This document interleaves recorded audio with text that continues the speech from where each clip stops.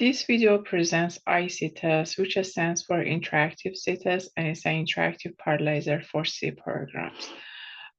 This tool is going to be useful for those researchers who want to pass their applications to HPC systems and want to parallelize them beforehand.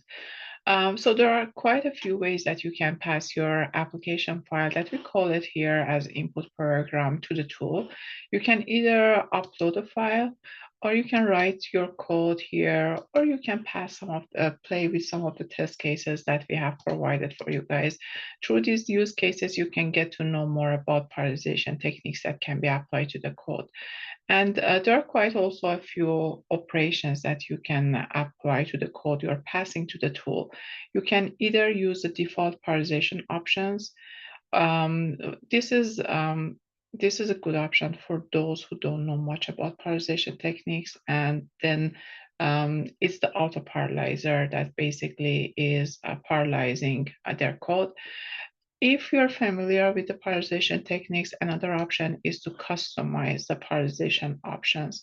And then all these parallelization options would be applied to the entire code you're passing to the tool.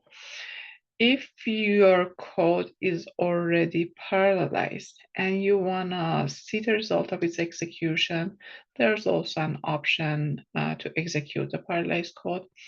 But an interesting option here is if you're interested in applying optimization to a code section and you want to see the effect of that optimization as fast as possible, an option we are providing here is applying the CaRV tool to the program. I'm going to explain what it does, but let me start by sending a file and showing you how it does it too.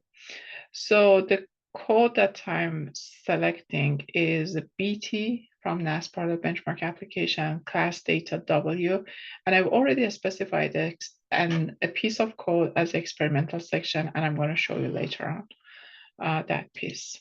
Okay, we're going to pass this file, and we're going to apply the CaRV tool to the program, and we're going to submit it to the tool. Well, what the CaRV tool does is that you have already specified a code section in the application file so that you're showing your interest in applying optimizations to this specific experimental section. This specific code section that we call it the experimental section because it's going to go through so many experiments.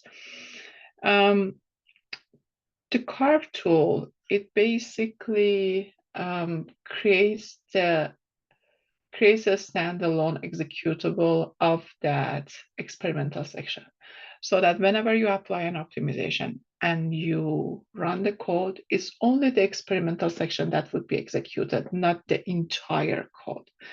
Okay, I'm gonna show you how it does it.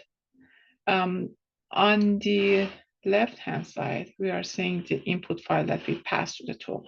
On the right-hand side, we are seeing the output file that the CaRV tool has created for us. It basically instruments the input file so that we have the validation functions in the file. We have all those checkpoints that need to be recorded and retrieved on the file, instrumented. And we have the functions in order to record and retrieve those variables. And then we have the experimental section on the right-hand side. So this was a section that I specified in the code section as a section I'm interested in, like optimizing. And then we have the live in data, which shows the data that's used in this experimental section. And then live out data is a data that's going to be live after execution of the experimental section. So these are basically the variables that are going to be used in the other section of the code. Next sections of the code after the experimental section. What are the operations that we are seeing here? When we want to optimize the code, before making any kind of modification to the code, we need to have a baseline. We need to know what's the execution time of the program before applying any kind of optimization.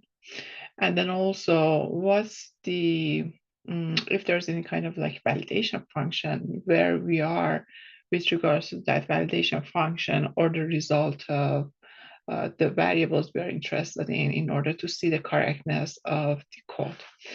So let's capture that baseline right now. This baseline, when I click on capture, is basically running the output file that the CaRV has created for us and is recording all the required checkpoints in order to be able to run only the experimental section when we are after we applied optimization to the code. So the amount of time it takes is basically the amount of time it takes to run the entire code. And then we also have a little bit of overhead because of recording all these live in and live out data variable to the disk, right? So we have the results back. Let's take a look at what we are capturing here.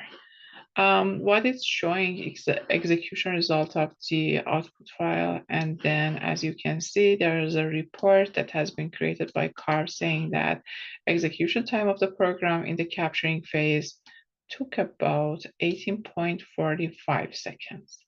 And then it's also reporting an overhead of 0.009 seconds.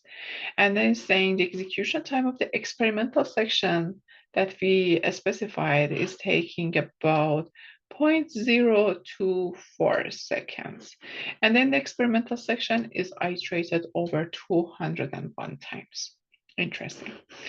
Okay. Before I want to apply any kind of optimizations to the experimental section, I want to show you how fast it would be to run only the experimental section. So let's do something. Let's click on replay and validate, and I'm going to explain to you what's happening underneath.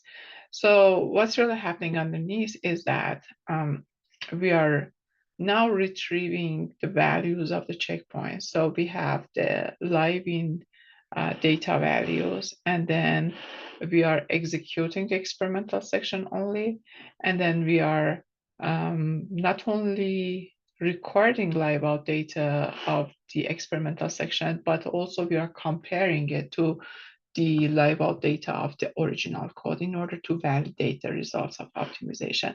As you can see, the result came back pretty fast. And what it's reporting is basically the execution time of the experimental section before and after modification remains the same. Well, we didn't make any changes to the code section, right? And then it's also reporting on the output variables of the experimental section before and after modification. And as you can see, it's a match in all cases. Well, we didn't make any changes, so we were kind of expecting to see that result, right?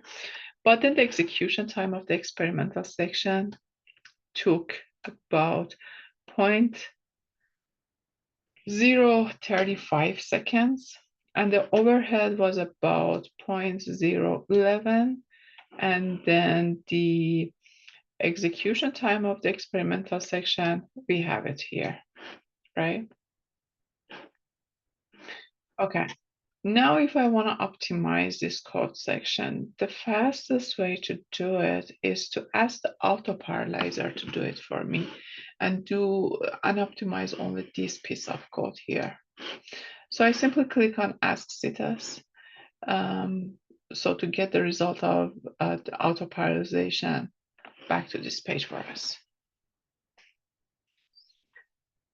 This process takes a matter of like few seconds, and the process time would be displayed to us when the result come back. Okay.